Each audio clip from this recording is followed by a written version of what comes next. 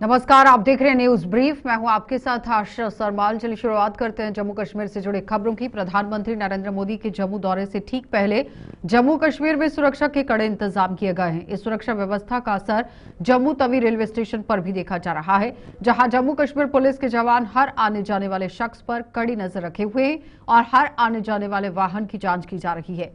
हमारी संवाददाता Shilpa Sharma ground zero पर पहुंची थी, क्या कुछ दिखा रही है, देखिए।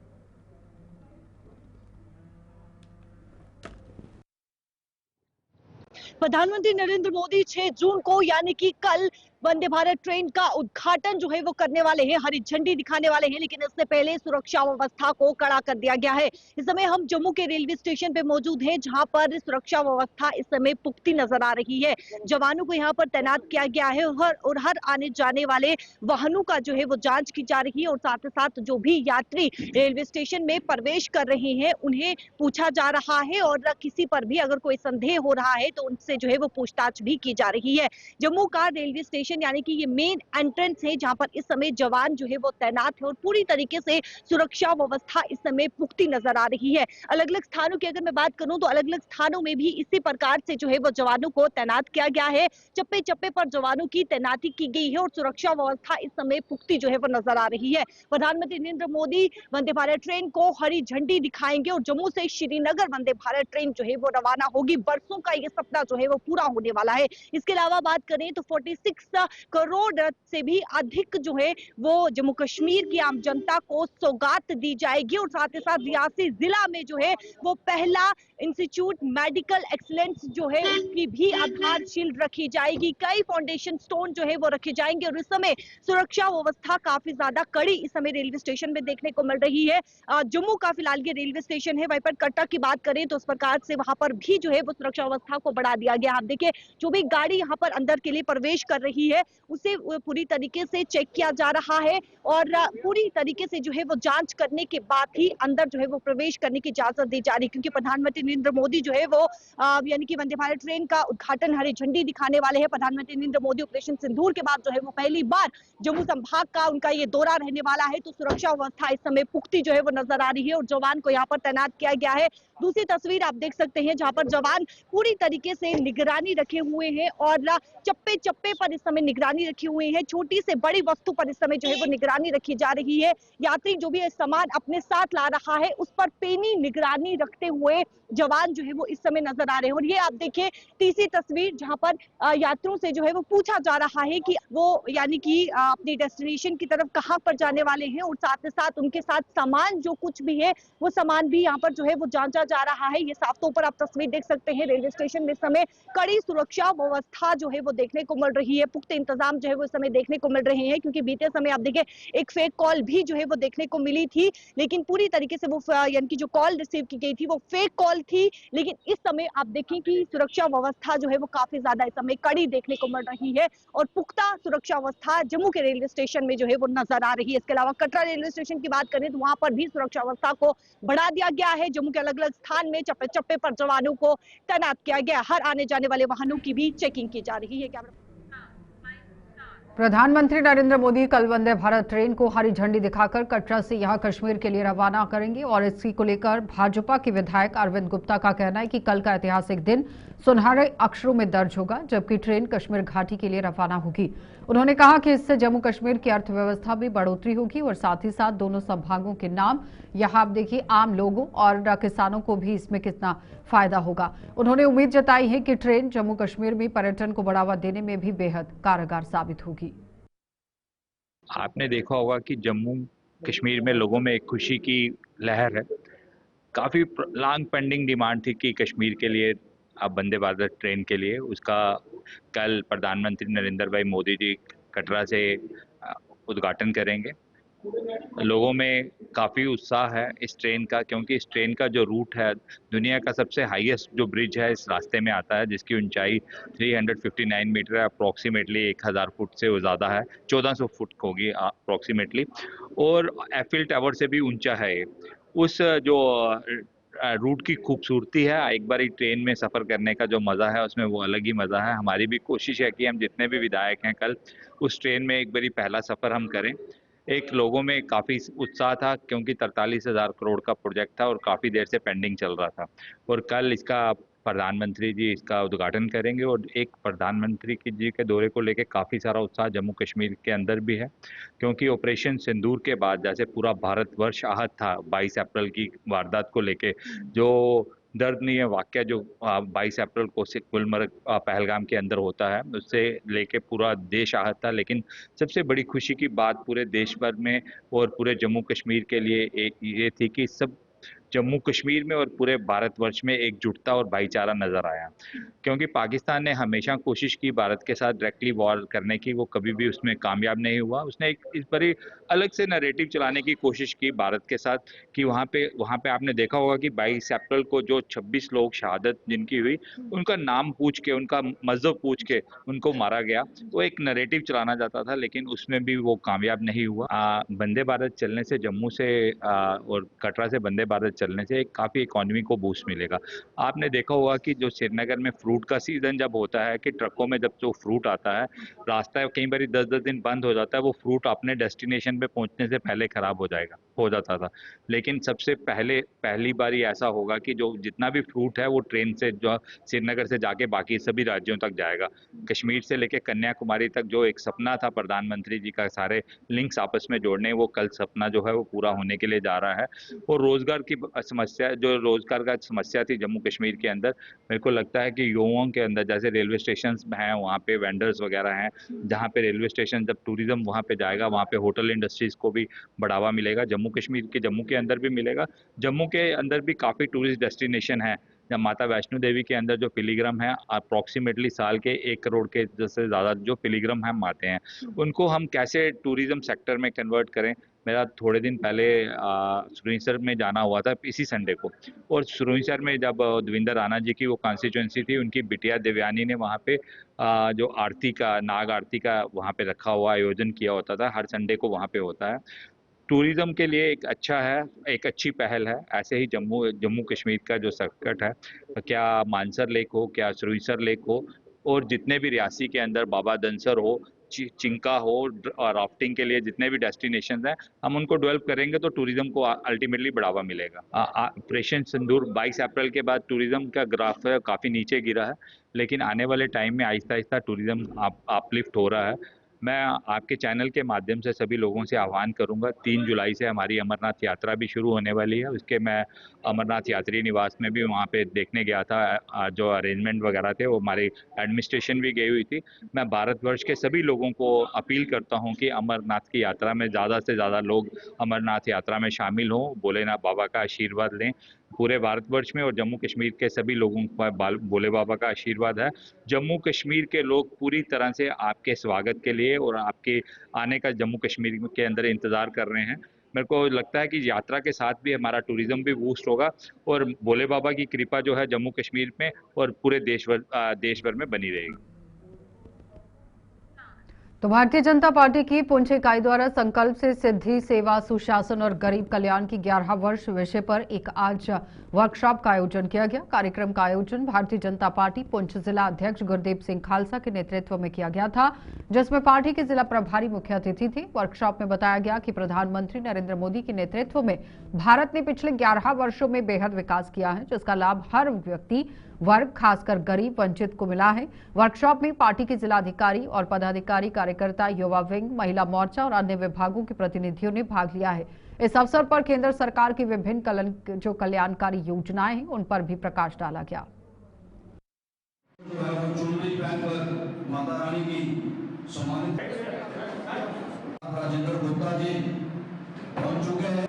कुछ साथियों ने जब मेरे से ये बात कही, राजेंद्र जी वो मक्की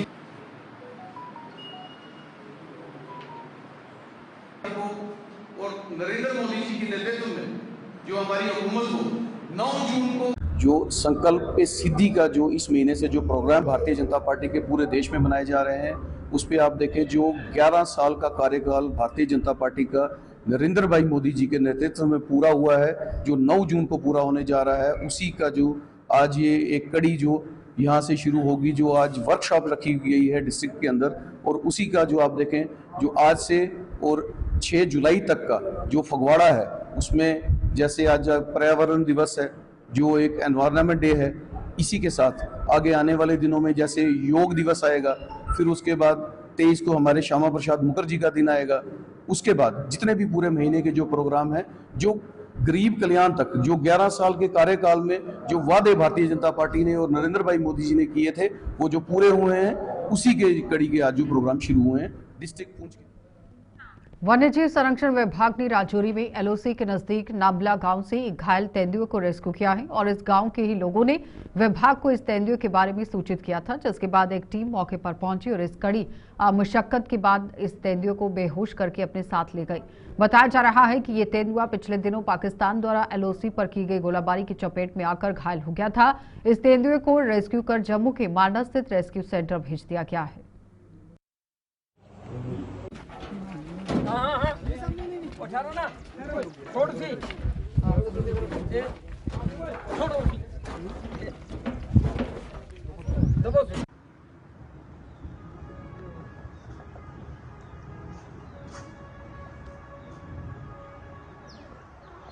कल इसके ना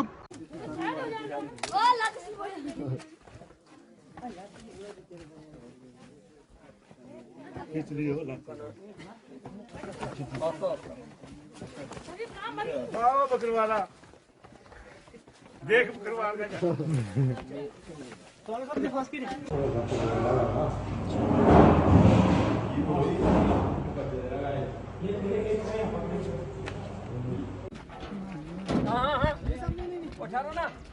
छोड़ सी छोड़ो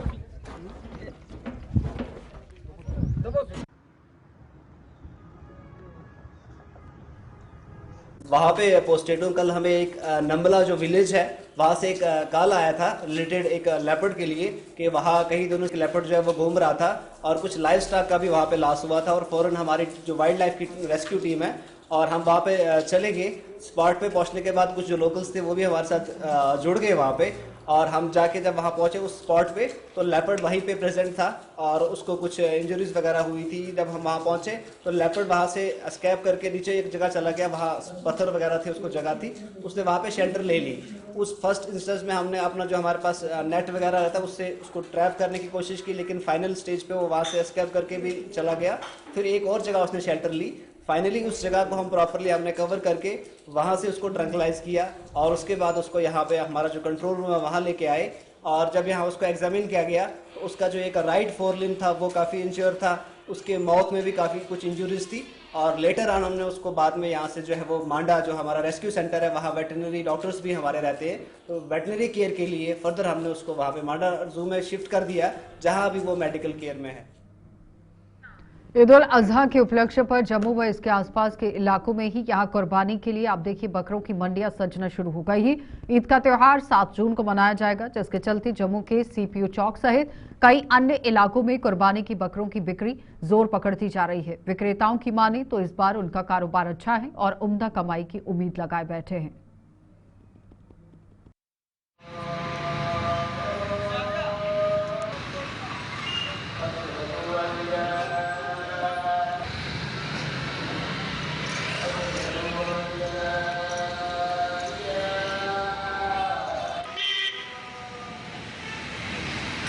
जैसा कि आप सब जानते हैं कि 7 तारीख को बकरा ईद है, जो पूरी दुनिया में बकरा ईद मनाई जाती है। तो वही बकरा ईद के चलते हमारे घर वालों ने हमें बकरा देखने के लिए भेजा है। जैसे कि सब लोग बकरा खरीदते हैं, बकरे की खरीदारी करते हैं, हमारे घर वालों ने भी हमें बकरा देखने के लिए भेजा है। अभी हम सीपीयू मोड़ के बाहर है, तो यहाँ पे हम बकरा देखेंगे। हमें कोई बकरा जो पसंद आएगा, बकरा देखेंगे तो घर वालों को बताएंगे तो वो बकरा लेंगे। अभी बकरे की मंडी बहुत जगह लगी है, बाईपास में मंडी लगी है, गुज्जरनगर में मंडी लगी है, असराराबाद सिदरा में मंडी लगी है और यहाँ पे भी उस्ताद मुल्ला मंडी लगी है। तो बकरा कोई हमें पसंद आएगा, हम घर वालों से बात करेंगे, रेट बताएंगे तो घर वाले जो है बकरा जो हमारी पसंद का घर वाले खरीद लेंगे। ये कुर्बानी की ईद होती है, इस दिन कुर्बानी दी जाती है, इसलिए बकरा ईद मनाई जाती है। जो हमारे पैगम्बर हजरत इब्राहिम अलैहिस्सलाम ये अल्लाह के रसूल थे, तो इनकी वजह से ये कुर्बानी मनाई जाती है। तो वहाँ से ये सुन्नत है, ये कुर्बानी का सिलसिला ये तब से शुरू हुआ। ये हजरत इब्राहिम अलैहिस्सलाम की सुन्नत है। ईद जो है ईद उल अज़हा जो है पूरी दुनिया में ईद उल अज़हा मनाई जाती है, पूरी ज़मीनों और पूरी दुनिया में जो है ईद उल अज़हा मनाई जाती है। और ईद उल अज़हा की यही है कि जो इब्राहिम इस्लाम ने जो उनका अपने बेटे की कुर्बानी दी थी, उनकी जगह दुम्बा जो है दिया गया था हमको, कि उसी की तभी से ये कुर्बानी जो है चलती आ रही है। हर मुसलमान के ऊपर तो कुर्बानी जो फ़र्ज है, तो हर मुसलमान जो है कुर्बानी देने की कोशिश करता है कि कोई कर्जदार ना हो, ना कैसा हो, लेकिन जो भी जिस हाल में कुर्बानी दे रहा है अच्छा है। जहाँ जम्मू का माहौल बहुत अच्छा है, अच्छी कुर्बानी, अच्छे बकरे हमने बेचे हैं, अच्छा ग्राहक आ रहा है, अच्छे खूबसूरत बकरे ले रहे हैं। बिजनेस का अच्छा रहा है, बहुत अच्छा रहा। हमारी मंडी तो इंशाल्लाह बहुत अच्छी रही। हर साल 100 नाग, 150 नाग, 200 नाग तक बेचते हैं। तो इस साल आ रहे हैं इंशाल्लाह, माशाल्लाह बहुत अच्छा आ रहा है, चल रहा है। हिसाब से जो गवर्नमेंट रेट आता है उसके हिसाब से भी माल को हम दिया जाता है। उसके लिए जो माल है वो अलग दिया है, अलग माल आता है। जो माल कुर्बानी के लिए स्पेशल उनके लिए जो पाला जाता है वो माल अलग होता है। वो एक एक बकरा जो है घर में पाला जाता है, फिर उसको एक एक घर से खरीदा जाता है। कुर्बानी के दिन के जो गाँव से भी लोग आते हैं, मंडी लगती है, सभी इकट्ठे होकर अपने अपने रेट से वो मांगते हैं, अपने अपने रेट से खरीदते हैं। कहाँ लगती है मंडी? मंडी ये जीवल में, हमारे जम्मू में तो काफ़ी जगह लगती है। बठिंडी हो गया, जीवल में हो गया, उस्ताद मोहल्ला हो गया, गुज्जर नगर हो गया, बाईपास हो गया, हर जगह जो है मंडी अच्छी लगाई जाती है। और माल की जो है अच्छी आ रहा है, व्यापारी भी आ रहा है, लेन देन हो रहा है, बहुत अच्छा हो रहा है। ईद का जो है सीजन जो है इस साल अच्छा। ईद उल अजहा के उपलक्ष्य पर पुंछ की कॉलेज ग्राउंड में लगाई गई मंडी में कुर्बानी के जानवरों की खरीदी के लिए बड़ी संख्या में लोग उमड़ रहे हैं। लोग बकरे और भेड़ खरीदते नजर आए। हालांकि पुंछ में हाल ही में हुई त्रासदी के कारण माहौल गमगीन बना हुआ है। लोगों ने कहा कि उन्होंने ईद उल अजहा की ही यहाँ पर ये अजहा के धार्मिक स्थान पर और धार्मिक कर्तव्य को पूरा करने के लिए जानवर खरीदे हैं, लेकिन उनके दिल उन निर्दोष नागरिकों के गम में यहाँ बोझिल हैं जिन्होंने हाल ही में पाकिस्तान द्वारा की गई गोलाबारी में अपनी जानें गंवा दी थी। शहीदों के परिवारों के प्रति सहानुभूति और एकजुटता व्यक्त करते हुए स्थानीय लोगों ने इस बार ईद को सादगी से मनाने का फैसला किया।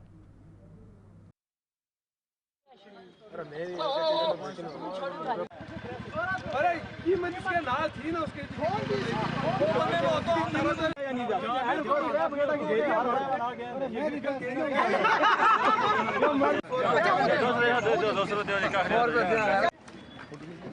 ये जो इस बार की ईद उल अज़हा है, आज हम यहाँ बकरा मंडी में आए थे अपने कुर्बानी के जानवर देखने के लिए। अभी जो है वो मंडी पूरी तरह से सजी नहीं है। उम्मीद है कि अगले 2 दिनों में और अच्छे से सजी जाएगी। मगर इस बार की जो ईद है वो हम उतनी ज़्यादा अच्छे से नहीं मना रहे हैं, क्योंकि हमारे बहुत से लोग यहाँ पुंछ में शहीद हुए हैं वॉर के दौरान। तो उस वजह से हम, हालांकि ये हम लोगों की सबसे बड़ी ईद है, बट फिर भी हम इसको नहीं, और उन लोगों को खराज अकीदत पेश करने के लिए हम बहुत सादगी से इस बार की जो ईद है वो मना रहे हैं। शुक्रिया।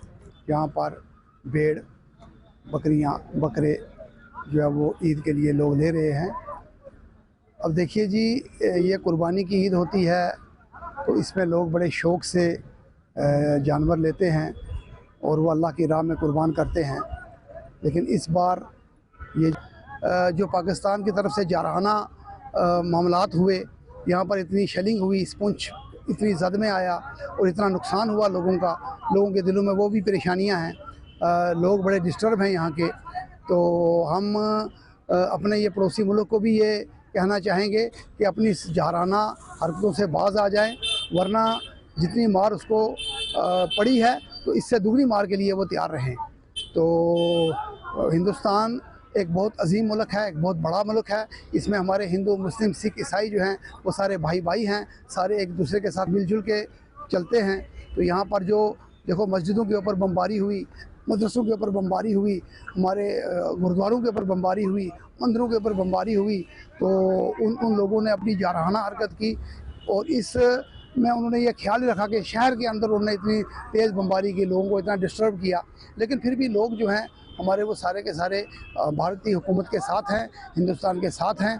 तो जो भी फ़ैसला हमारी मुल्क का होगा, हमारे प्राइम मिनिस्टर साहब का होगा, हम उस फैसले के साथ साथ हैं। जो भी वो फैसला करेंगे हम उनके साथ रहेंगे और हम सब लोगों को ये चाहिए कि इस फैसले की कदर करें और फैसले के साथ रहें। और ये जो लोग नुक्ताचीनी करते हैं तो हम ये उनसे गुजारिश करेंगे कि अल्लाह के लिए ये नुक्ताचीनी नहीं करनी चाहिए। ये वक्त ऐसा नहीं है, ये माहौल ऐसा नहीं है। इस वक्त हम सबको बग़ैर मज़हब व मिलत एक दूसरे के साथ मिलजुल कर रहना चाहिए, अपनी आपसी बरादरी भाईचारे के साथ रहना चाहिए और तमाम मुल्क की फलाह व बहबूद के लिए हम लोगों को दुआएं करनी चाहिए। शुक्रिया।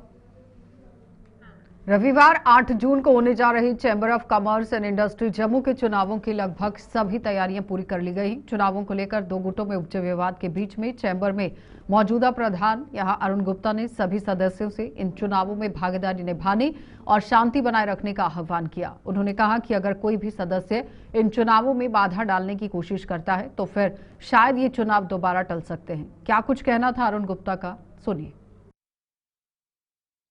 मैं आपके माध्यम से सिर्फ इतनी ही अपील करना चाहता हूं कि ये मौका जो है वो 2 साल के बाद आता है। कहीं ऐसा ना हो कि भाई ये 2 साल का मौका जो है फिर आपको मिले ना। इसलिए हमेशा ऐसे लोगों को आगे लाइए जो एक ऑर्गेनाइजेशन की कदर करते हों, जो इस बात को मेंबर्स जो हैं जो आए यहाँ पर उनकी रिस्पेक्ट करते हों और इस बात की समझ रखते हों कि एक ऑर्गेनाइजेशन उसके खिलाफ हमें ना तो गवर्नमेंट में कंप्लेंट करवानी है, ना ही उसके खिलाफ इस तरह की हमें डिमांड रखनी है कि आप चैम्बर की रजिस्ट्रेशन जो है उसको सस्पेंड करिए। मैं आपके माध्यम से सभी अपने मेंबर्स को अपील करना चाहता हूं, एक मौका हमारी टीम को फिर से दीजिए।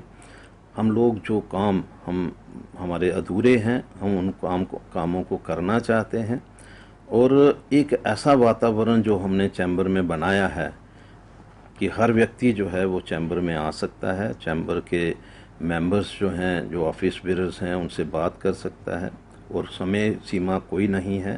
कहीं ऐसा ना हो कि उनको चैम्बर के अंदर आने के लिए परमिशन लेनी पड़ जाए और ऐसे हालात बन जाएं कि उनके इश्यूज जो हैं वो ना तो कोई रिजॉल्व करने के लिए आगे आए और ना ही गवर्नमेंट तक पहुंचाने आगे आए। मैंने पिछला टेन्यूर जो है देखा है, 2017 में इलेक्शन हुई तो 21 में कोर्ट के थ्रू इलेक्शन हुई। हम 21 में जीत करके आए, हम 23 में इलेक्शन करवाई और 23 में जीत करके आए, 25 में इलेक्शन करवाई। आपके माध्यम से मैं इतनी ही अपील करना चाहूँगा कि ये जो हमारा कॉन्स्टिट्यूशन है, जो लोग उसकी रिस्पेक्ट कर सकते हैं, एक ऑर्गेनाइजेशन की रिस्पेक्ट कर सकते हैं, गवर्नमेंट में कंप्लेंट लेकर के नहीं जाते बल्कि गवर्नमेंट में जो लोगों के इशू हैं वो लेकर के जाते हैं, ऐसी टीम को एक बार फिर मौका दीजिए। न्यूज़ ब्रीफ में इतना ही, इजाजत दीजिए, नमस्कार।